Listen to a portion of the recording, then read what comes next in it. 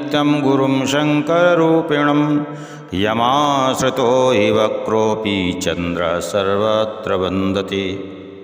वंदे मातरम, वंदे हिंद मातरम। हिंद पुराण कथा के अंतर्गत आज हम लोग श्रवण करेंगे समस्त प्राणियों ओम नारी का गुरु कौन।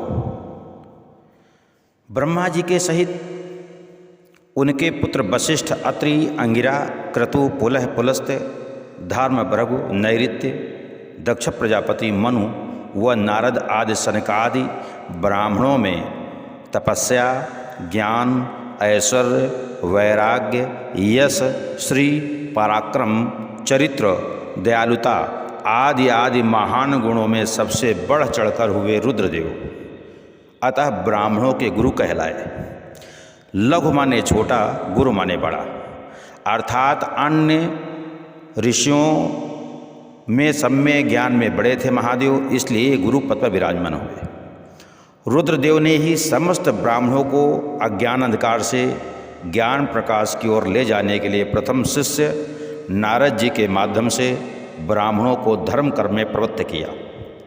देवर्षि को प्रेरणा देकर वेदव्यास के पास भेजकर जगत के कल्याण के लिए पुराण रचना कराई, जिससे भारतीय संस्कृति आज भी जीवित है और हमेशा जीवित रहेगी।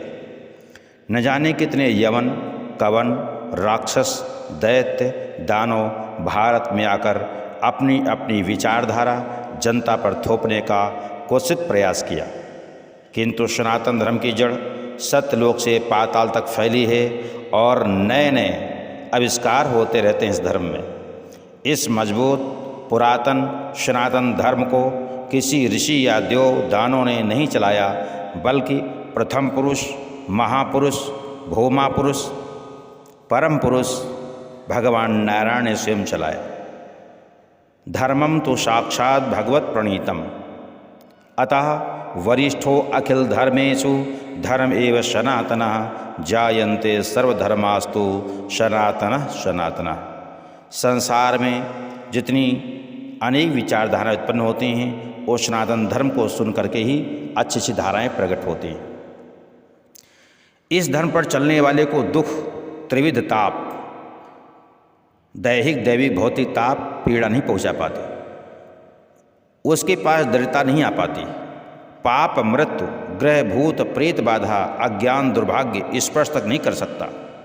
सत्य है, प्रत्यक्ष है, जो इस धर्म पर चल रहे हैं उनके पास उन बाधाओं से ग्रसित लोग छुटकारा पाने के लिए आया करते हैं और उनकी दृष्टि पड़ने मात्र से ही वे उन बाधाओं से मुक्त भी हो जाते हैं। किंतु भाग्यवान ही इस धर्म के प्रति श्रद्धा रखता है।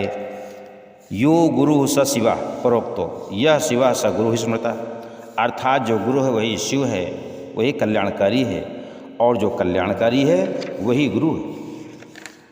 भगवान महादेव और देवी का भी संवाद हुआ है। देवी गौरी ने बारंबार भगवान महादेव से गुरु के विषय में प्रश्न किया है। तब महादेव ने स्कंद पुराण में वर्णन करते हुए कहा था, हे देवी, अपनी आत्मा में गुरु बुद्धि के सिवा अन्य कुछ भी सत्य नहीं है। स्पष्ट है, आत्मा जो कि परमात्मा का अंश है उसे ही गुरु मानने की प्रेरणा शिव जी दे रहे हैं। इससे भी पहले दृष्टि डालें, जब प्रथम बार ब्रह्मा जी ने रुद्रदेव को देखा था तो कैलाश, सूर्य, चंद्र, पृथ्वी, वायु, अग्नि, जल, आकाश, यजमान तथा प्रत्येक जीवों के हृदय में शिव जी को रहने के लिए स्थान दिया था। अर्थात यदि हम किसी जीव को पीड़ा दे रहे हैं तो महादेव को ही पीड़ा प्राप्त होती है। यदि हम किसी व्यक्ति का जीव का सम्मान कर रहे हैं तो महादेव का ही सम्मान हो रहा है। वो हृदय अर्थात जहाँ आत्मा शिव का वास है। अतः रुद्रदेव जी ने स्पष्ट न कह करके ये कहा, हे देवों, हे देवी गौरी, आत्मा को गुरु बनाना चाहिए, उसी में गुरु बुद्धि रखनी चाहिए। तात्पर्य यही है, महादेव को ही गुरु रूप में सम्मान दो। आत्मा अर्थात शिव रूपी गुरुदेव ही संसार सागर से पार उतारने वाले हैं। लौकिक पारलौकिक संसार में सुख सौभाग्य प्रदान करने वाले हैं। जो गुरु रूप शिव जी को छोड़कर अन्यत्र भागता है वह मानो सूर्य त्याग कर उल्लू की तरह उजाला खोजता हुआ कंदराओं में भटक रहा है। जिन शिव जी के स्मरण मात्र से ज्ञान प्राप्त हो जाता है, फिर भी मानव तन मन धन खर्च करता हुआ इधर उधर कान फुकाते फूंक डलाते हुआ भटक रहा है। जिस पर हरि की विशेष कृपा होती है उसे अपने अंतःकरण में बैठे शिव जी अर्थात गुरुदेव का साक्षात्कार हो जाता है। जिस प्रकार पत्थर स्वयं तैरना नहीं जानता किंतु दूसरे को तारने का ठेका ले लेता है, तो उसका यह आचरण सोचने पर मजबूर जरूर करता है कि जो स्वयं तैरने का मार्ग नहीं जानता क्या दूसरों को बता पाएगा या तार पाएगा। क्या काम क्रोध लोभ मोह वासना से ग्रसित मानव अर्थात अंधा व्यक्ति दूसरे को मार्ग बता सकता है? गुरु रूपधारी शिष्यों को ठगने वाले पाखंडी पुरुषों से बचकर आत्मा रूपी शिव जी को ही प्रणाम कर गुरु स्वीकार करना चाहिए, जो हमेशा हर प्राणी के साथ रहते हैं। पाप कर्म करते समय वही गुरु महादेव हृदय में जो बैठे हुए हैं वो कहते हैं बेटा ये काम गलत है मत करो। मानव अपनी सठता ढीठता के कारण मनमाना आचरण करता रहता है।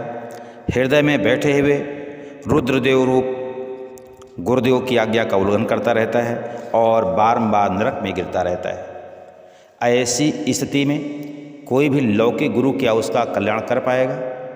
गौरी को गुरु तत्व का उपदेश करते हुए महादेव कहते हैं, हे देवी सर्वतीर्थमयम देवी श्री गुरोश्चरणाम्बुजम।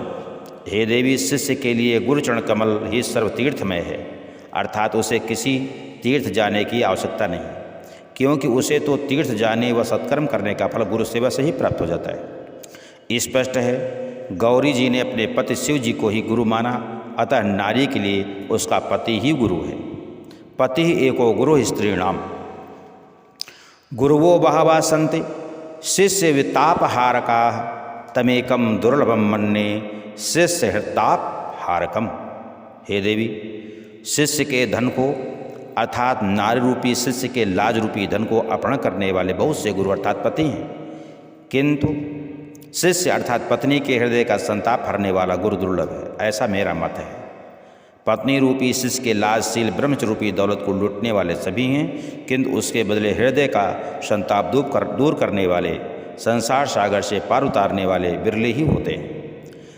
जिस संसार सागर से पार होने के लिए शिष्य ने अर्थात नारी ने कुल गोत्र जाति वंश भाई बहन माता पिता स्वजनों व अपने पति के पास आ गई, अपने घर को भी उसने त्याग दिया। उस संसार से पार उतारना तो दूर रहा, बल्कि उस गुरु ने अर्थात पति ने लौकिक सुख शांति भी छीन ली। ये तेरे गुण ये लक्षण क्या गुरु या पति जैसे हो सकते हैं या ठग जैसे हो सकते हैं?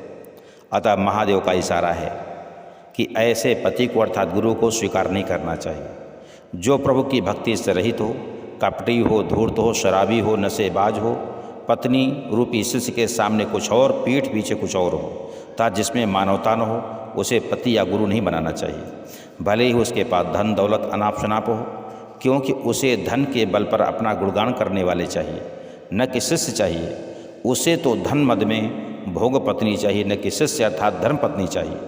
जो विवेकी हों, आध्यात्मिक धर्मशील हों, बाहर भीतर से पवित्र, छल कपट ईर्षा से रहित हों, उसे ही अपना गुरु अर्थात पति बनाना चाहिए। मानसम निर्मलम यस्य गुरुत्तम तस्य शोभते। गुरु पद पर वही शोभा पाता है देवी गौरी जिसका मन निर्मल हो। निर्मल मन जन सो मोहि पावा, मोहि कपट छल छिद्र न भावा। इस प्रकार से भगवान महादेव ने नारी जाति के लिए गुरु के लिए बताया है कि गुरु नारी जाति के लिए कैसा होना चाहिए, या किसी भी प्राणी का गुरु कैसा होना चाहिए, कौन होना चाहिए। वंदे मातरम, वंदे हिंद मातरम।